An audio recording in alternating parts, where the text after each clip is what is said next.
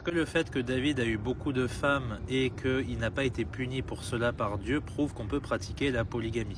Alors je le rappelle, Dieu il veut qu'on soit attaché à sa femme et qu'on forme avec elle une seule chair. Il n'a pas dit plus de femmes que cela, c'est le principe biblique de base. Et beaucoup de gens cherchent des excuses en prenant des passages de l'Ancien Testament pour justifier encore aujourd'hui la polygamie.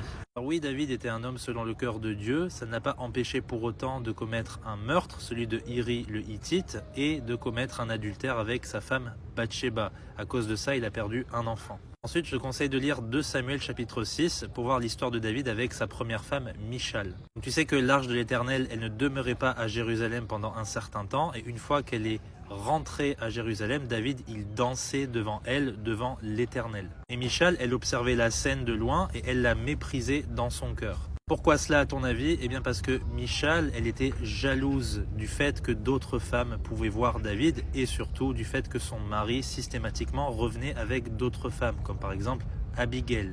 Qu'est-ce qui s'est passé? Elle l'a tellement méprisée, il y a eu tellement une dispute importante entre eux qu'il a décidé de ne plus jamais la toucher par la suite. La polygamie, c'est pas glorieux dans l'Ancien Testament.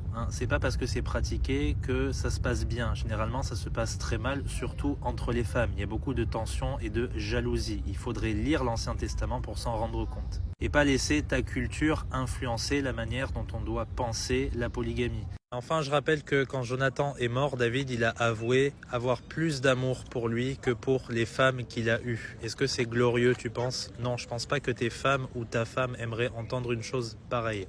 Donc attention à la polygamie. En 2024, on devrait savoir que ce n'est pas du tout la volonté de Dieu. Que Dieu te bénisse.